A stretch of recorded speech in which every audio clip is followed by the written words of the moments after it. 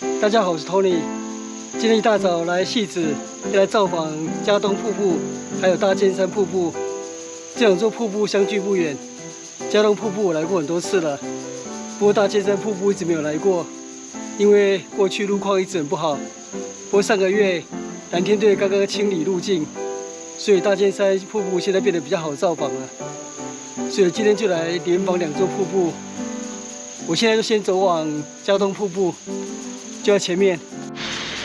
嘉东瀑布就你好，嘉东瀑布就在右前方。没有那今天遇到山友，嘉东瀑布。先来看嘉东瀑布。今天没什么水量。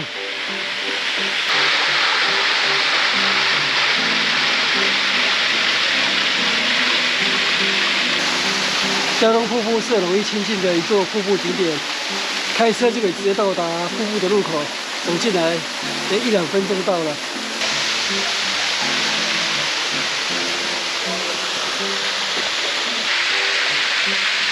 我现在抵达较上层的嘉东瀑布，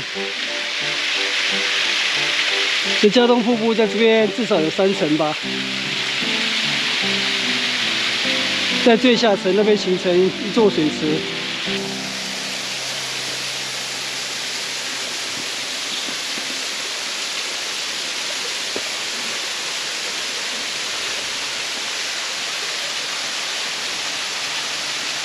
上面还有一层，我这边看不到了。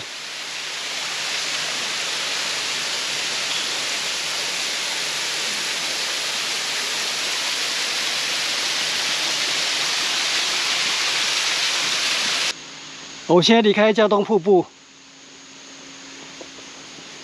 走往大尖山瀑布，大概就走几百公尺吧。刚遇到一支登山队伍，他们说大尖山瀑布最近联合舰队刚整理过。联合舰队就是在台北地区的几支登山队伍所组成的，很热心的在维护大台北山区的一些山径。大尖山瀑布的入口大概就在这条产业道路里程1K 的地方。那这条产业道路的起点就是富基山庄的大门口，所以如果搭公车从汐止过来的话，那就是在富基山庄那一段下车，然后走进来就是这条马路。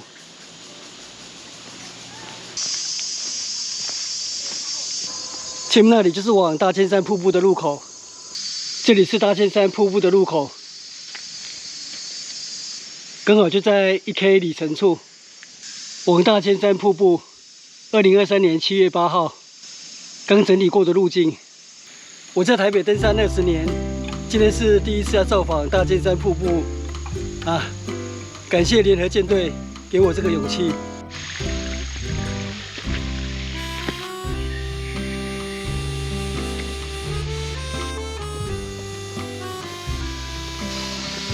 现在山径沿西行，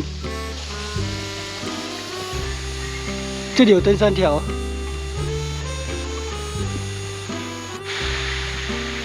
我望见瀑布了。这是大尖山瀑布坐落于最下层的一座瀑布。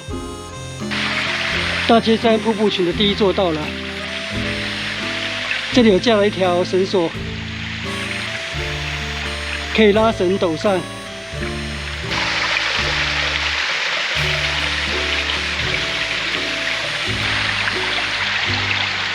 我现在从这边往上爬了，我只有2只手，一只手拿登山杖，一只手拿自拍棒，所以这样子没办法攀爬，所以我自拍棒、相机要先收起来了。爬上来之后，右边这条路应该是固定绳索的地方，要在这里取左行。往瀑布上游的方向，前面山径的旁边就是非常陡峭的斜坡，不过现在旁边都有架设绳索了，有绳索做确保，走这一段就安全许多了。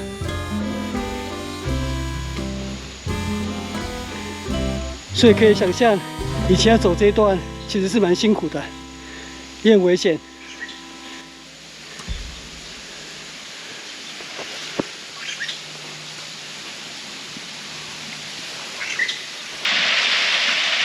我现在已经爬到瀑布顶了，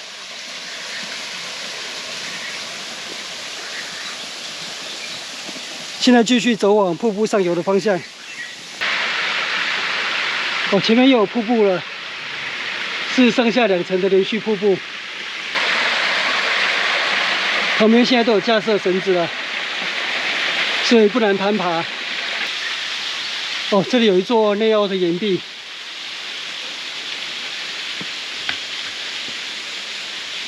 这里还有石椅可以休憩，也是可以避雨。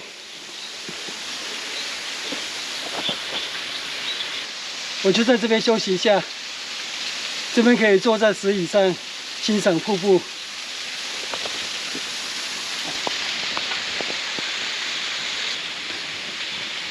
哦，继续前行，到这里又要往左边。 这边要往上攀爬了，不过都有绳索。来了，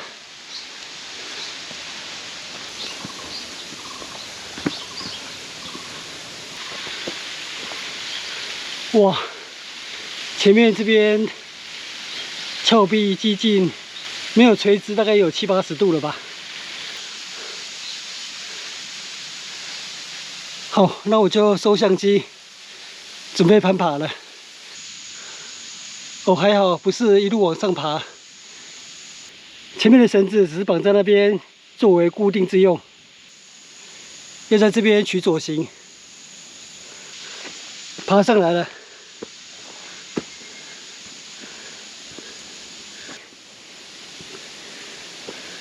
每次陡上之后，就会有一段较平缓的山径，然后前往下一座瀑布。这里要走往溪谷。 我抵达瀑布上方的溪谷，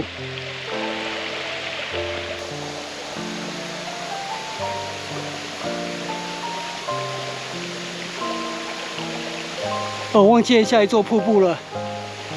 我要在这边越溪。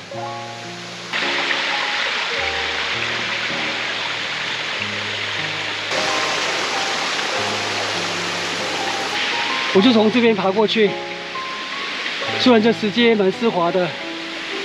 不过有绳索确保，应该还 OK。爬上来了，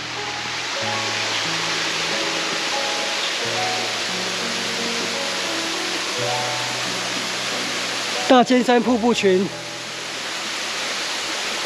这应该是最大的一座瀑布了，应该有4、5层楼高吧。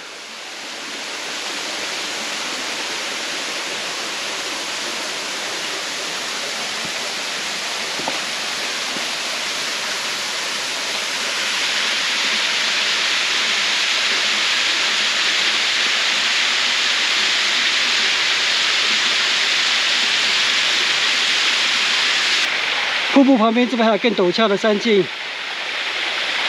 可以爬向瀑布顶。刚查看了一下离线地图，从这边爬上去，好像上面那边还有一座瀑布，也是标示为大尖山瀑布。所以我不晓得这座瀑布到底是不是最大的一座瀑布。不过对我来说，看到这样的一座瀑布，我觉得已经很心满意足了。 俗话说“人老志气小”，所以我今天到此为止。家里还有老婆在等着，不要太冒险。